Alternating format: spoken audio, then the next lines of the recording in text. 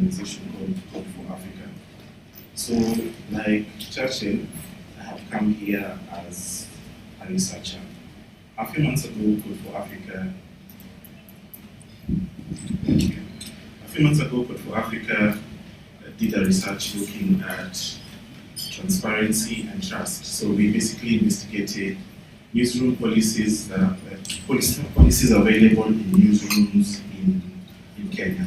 So to start off my presentation, I had actually come prepared to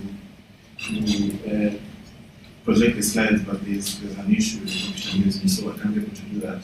But I'll try to be as clear as possible as I walk you through what we did. So to start off, I'm going to read from a recent paper written for the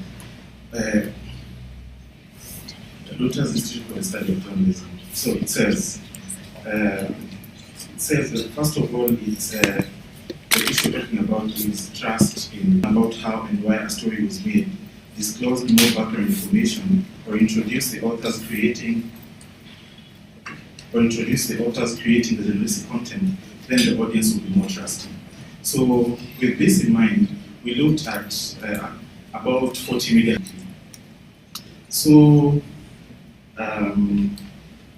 then it's universally acknowledged that trust in the media is falling. Research by our own Media Council of Kenya has shown the same is happening locally. There's also research by the Reuters Institute which shows the same is happening in Kenya and a part of just globally, a part of other African countries and globally. So it's a thing that's with us, and the industry is scrambling to know how to deal with this issue. So we looked at, so the hypothesis that we went with is because if media houses were more transparent in how they did their processes, then the public would be more trustful of the content we produce. So we looked at whether newsrooms have the following things. It's a checklist. Newsroom had the newsroom, whether there was a correction page or there was a policy declaring how they make corrections.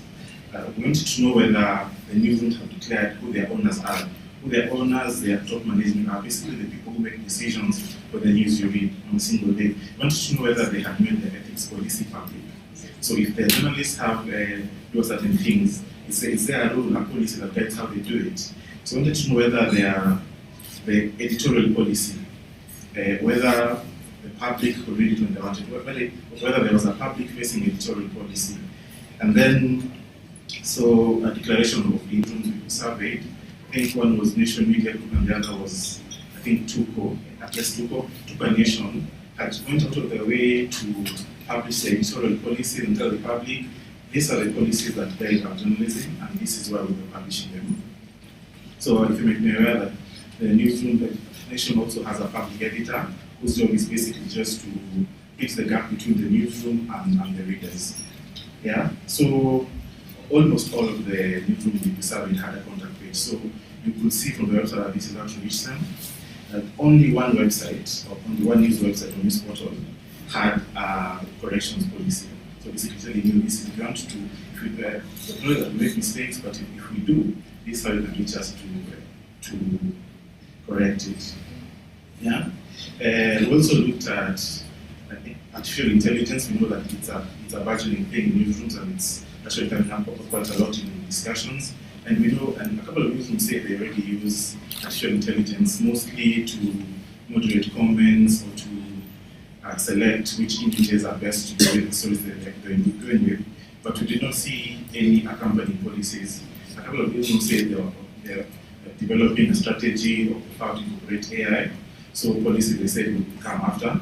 We thought that was very interesting because it links directly to what we're going to be discussing today, which is misinformation, because AI is sort of a double-edged sword in newsrooms today, in that it will accelerate the creation and spread of misinformation, but at the same way, AI technologies can help us just track disinformation, and the purveyors.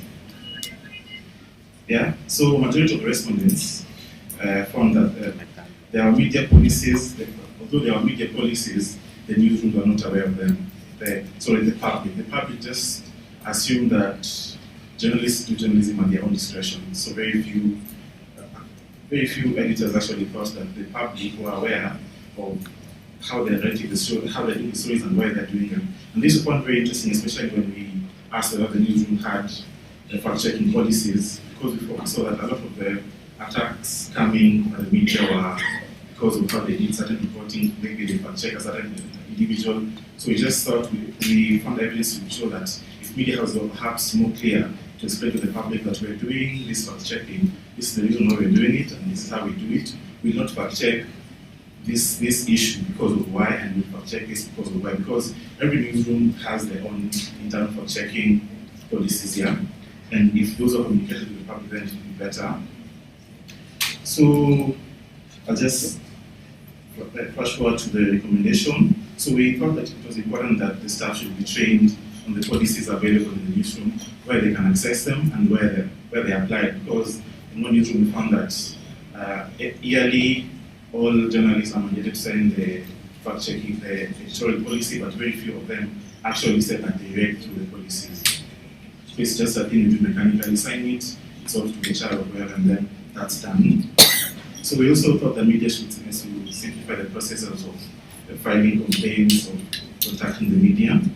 And we also suggested that organizations such as Kenya Editors Guild should just develop a best practice policy and then share it with the newsrooms. And then finally, we thought that newsrooms should, when newsrooms are adopting AI, they should do that when they have the strategy in place and policies that will guide how they're doing it. So much of the presentation will also come